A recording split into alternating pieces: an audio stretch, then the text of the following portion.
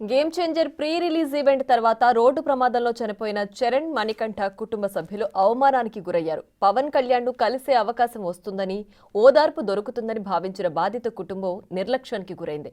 పిఠాపురం వచ్చిన పవన్ కళ్యాణ్ తమను పట్టించుకోలేదని బాధిత కుటుంబ సభ్యులు చెబుతున్నారు. తమను పిలిపించి అవమానించారని ఆవేదన వ్యక్తం చేస్తున్నారు. బాధిత కుటుంబం నుంచి మరింత సమాచారాన్ని మా ప్రతినిధి శివశంకర్ అందిస్తారు.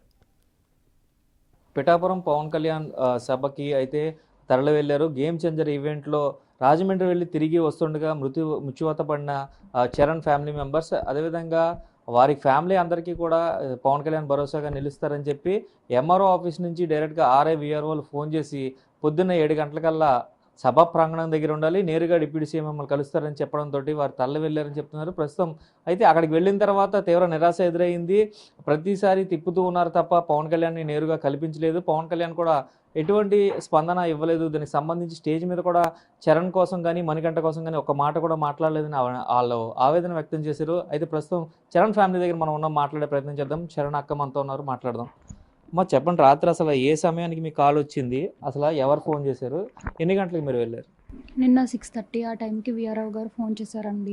ఫోన్ చేసిన తర్వాత రేపు రండి మణికంఠ వాళ్ళ ఫ్యామిలీ మీరు కూడా రండి, మార్నింగ్ పవన్ కళ్యాణ్ గారు అక్కడ మాట్లాడతారని చెప్పారు. వెళ్ళాం, పొద్దున్న 7ంటికి వెళ్ళాం. టిఫిన్ అవి ఇంకేం తినకుండా పొద్దున్నే వెళ్ళాం. అయితే మణికంఠ వాళ్ళ మమ్మీ కూడా అక్కడికి వచ్చేసారండి. ఆవిడ ఏం తినలేదు. మేము వెళ్ళాం, పొద్దున్న 7ంటికి వెళ్ళాం, సాయంత్రం 4 వరకు అక్కడే కూర్చున్నాం. కనీసం మమ్మల్ని పిల్లలేదు, కనీసం అక్కడ ఇది ఇలా అయ్యింది, ఇలా రోడ్డు ప్రమాదం అదన్నీ చూశారు, కానీ కనీసం మా కోసం ఏం మాట్లాడలేదు. ఆ తిరుపతిలో జరిగింది కదా, 6 చనిపోయారు, అది బాధాకరణం అయింది, ఇది అని చెప్తున్నారు.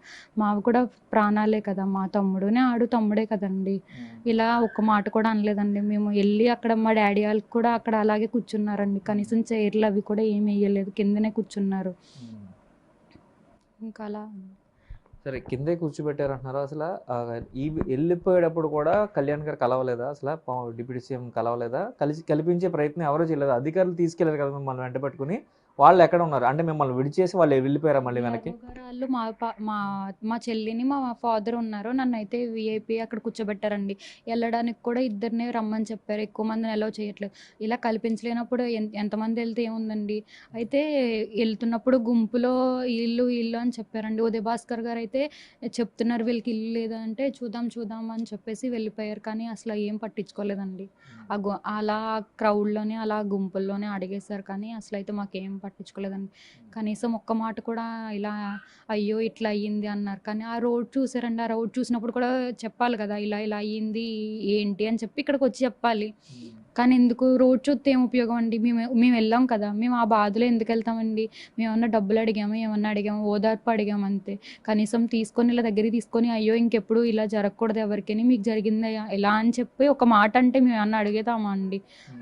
అది కూడా మాకు లేదండి. ఇంకా అలా అయిందంతే. ఇది చరణ్ అక్క చెప్తున్న పరిస్థితి. కనీసం ఓదార్పు కూడా పవన్ కళ్యాణ్ నుంచి లభించలేదు. ఏం చెప్పినా కూడా ఎంపీ ఉదయ్ చెప్తున్నప్పటికీ కూడా సరే చూద్దామంటూ కూడా ముందుకు వెళ్ళిపోయారని చెప్తున్నారు. చరణ్ తండ్రి కూడా ఉన్నారు, మాట్లాడదాం. సార్ చెప్పండి, అసలు మీకు ఎన్ని గంటలకు వెళ్ళారు? వెళ్ళిన తర్వాత అసలు ఏం జరిగింది? లోపల ఎక్కడ కూర్చోబెట్టారు మిమ్మల్ని? పొద్దున్న ఇక్కడ 7:30కి బయలుదేరామండి. పిఠాపురం బయలుదేరిన తర్వాత ఎంఆర్ ఆఫీస్ దగ్గర ఆగమన్నారు. అక్కడ లోపలికి వెళ్ళిన తర్వాత హీరో గారు ఎవరో వచ్చి పలానా దిక్కు వెళ్ళండి, అక్కడికి మేము ఉంటాం, అక్కడికి వచ్చేసేయండి అని చెప్పన్నారు. అక్కడికి వెళ్ళిన తర్వాత లోపలికి తీసుకెళ్తారు, పోలీసులు గట్టా ఆపి ఎవరు పంపించారు, ఎవరు తీసుకొచ్చారంటే కూడా ఉండి ఇలా లోపలికి తీసుకెళ్ళారు. ఇద్దరు తీసుకెళ్ళిన తర్వాత మేము 4 వెళ్తే ఇద్దరు ఒకలో రావాలనేటప్పటికి సరేనే మా చిన్న పాప నేను లోపలికి వెళ్ళామండి. తర్వాత వాళ్ళు కూడా తల్లిని అలా అల్లుడు వచ్చారు లోపలికి. వచ్చిన తర్వాత లోపలికి స్టేజ్ మీద పైకి తీసుకెళ్ళి కింద కూర్చోబెట్టారు, అట్టే పక్కనే. కుర్చీ కూడా లేదు. పోన్లే, కింద కూర్చున్నందుకు కూడా మాకు బాధ లేదు. తర్వాత మళ్ళీ పవన్ కళ్యాణ్ లోపలికి రాగానే కిందకి దింపారు. కింద దింపిన తర్వాత మిమ్మల్ని పంపించేస్తాం, మీకు చెక్స్ చెప్పి మీరు ఏం మాట్లాడుకున్నారో మాట్లాడుకోవాలని చెప్పారు. వాళ్ళు చెప్పిన తర్వాత రెడీగా నుంచుంటే ఎండకాస్తుంది అలా ఇలా అని చెప్పేసి మొత్తం ఆ చివరకు తోస్తే ఆ చివరకు కూర్చోబెట్టారు. ఆ చివరి నుంచి మళ్ళీ ఈ చివరకు కూర్చోబెట్టారు. ఈ చివరకు కూర్చోబెట్టిన తర్వాత సాయంకాలం 3:30 అవుతుంది. ఇంకా మాకు పిలుపు రాలేదు పైకి రమ్మని. ఇంకా వెళ్ళిపోయే ముందు కారు అక్కడ పెట్టారు. అక్కడ పెట్టిన తర్వాత దిగేటప్పుడు లాస్ట్ మినిట్ దిగేటప్పుడు మమ్మల్ని అక్కడ తోసారు. అక్కడ తోసేటప్పుడు క్రౌడ్ ఎక్కువైపోయి బాగానే వాళ్ళ మీద పడిపోతుంటే ఉదయ్ శ్రీనివాస్ గారు అప్పుడే పలకరించి సరే మన చచ్చిపోయిన ఏలైనా అన్నాడు ఈయన పవన్ కళ్యాణ్ గారు. ఉదయ్ శ్రీనివాస్ గారు ఏమో వాళ్ళకి ఇల్లు గట్ట ఏం లేదండి, మొన్న జరిగింది ఏళ్ళని అని చెప్తే సరే చూసుకొని వెళ్ళిపోయారు అతనికి. ఇంకా అంతకంటే మనం చేసేది ఏం లేదండి, ఇంక తిట్టుకుని వచ్చేసామండి. అసలు దేనికోసం పిలిచారండి? ఇప్పుడు మీరు రావడానికి ఒక కారణం ఉంటది కదా! ఏం చెప్పి మిమ్మల్ని అధికారులు ఆ సభా ప్రాంగణం వరకు తీసుకెళ్లారు? అదే మామూలుగా ఏమీ చెప్పలేదండి. మామూలుగా అయితే పవన్ కళ్యాణ్ గారు రమ్మని కూడా చెప్పినట్టు కూడా మాకు తెలియదు. అక్కడ ఏం జరుగుతుందో కూడా తెలీదు. మామూలుగా రేపు ఆఫీస్‌కి రండి అని చెప్పారు. ఈ ఈఆర్ఓ గారు గట్టాన. ఆ తర్వాత అక్కడికి వెళ్ళిన తర్వాత ఈవెంట్ దగ్గర రమ్మన్నారు. అక్కడ పవన్ కళ్యాణ్ వస్తాడని అప్పుడు అనుకుంటున్నారు తప్ప పలానా పవన్ కళ్యాణ్ మీకు ఇది చేస్తాను, అది చేస్తానని చెప్పలేదు. చెప్తారు అనలేదండి. అక్కడికి వెళ్ళిన తర్వాత అప్పుడు మాకు కొంచెం ఒక ఐడియా వచ్చి పవన్ కళ్యాణ్ గారు వస్తున్నారేమో, ఇక్కడ మీటింగ్ పెడుతున్నారేమో, సరే ఇక్కడికి రమ్మని ఇక్కడ మాట్లాడతారేమో మాతోటి అని మేము ఫీల్ అయ్యమాట. అంతే తప్ప పవన్ కళ్యాణ్ వస్తాడని కూడా మాకు పెద్దగా తెలియదు. అదేనండి. ఫైనల్‌గా ఏం కోరుకుంటారు సార్? ఇప్పుడు పవన్ కళ్యాణ్ వచ్చారు, వెళ్ళిపోయారు, పట్టించుకోలేదు. ఏం చెప్పాలనుకుంటున్నారు అసల? అంటే అక్కడ నుంచి మీరు తీవ్ర అసంతృప్తితో బయటకొచ్చారు. అసలు మిమ్మల్ని ఎందుకు పిలిపించాలి? ఎందుకు అవమానించాలి? అసల మాట్లాడినప్పుడు కనీసం మా వాళ్ళ పేర్లు ఎత్తనప్పుడు ఎందుకు పిలవాలి అని కూడా ప్రశ్నిస్తూ ఉన్నారు మీరు. ఫైనల్‌గా ఏం చెప్పాలనుకుంటున్నారు? అక్కడ పిలిచారు. పిలిచిన తర్వాత స్టేజ్ ఎక్కించిన తర్వాత అగో ఆళ్ళ తల్లిదండ్రులు ఏలేనండి, ఆళ్ళ పిల్లలు కూడా పోయారు అని ఒక్క హగ్ ఇస్తే సరిపోనండి. మాకు హగ్గులు కూడా ఇవ్వలేదు. ఆళ్ళు పైకి రమ్మనలేదు స్టేజ్ పైకి. అంతకంటే ఇంకా ఎక్కువ బాధపడుతున్నాం మేము. ఇక్కడ ఇంటికాడ బాధపడింది దానికంటే అక్కడ అవమానం ఎక్కువ పడ్డాం మేము. అందుకంటే ఇంకేం చెప్తాం చెప్పండి. ఇది టోటల్‌గా చూసుకున్నట్లయితే పవన్ కళ్యాణ్ సభకి పిలిచి అవమానించారు.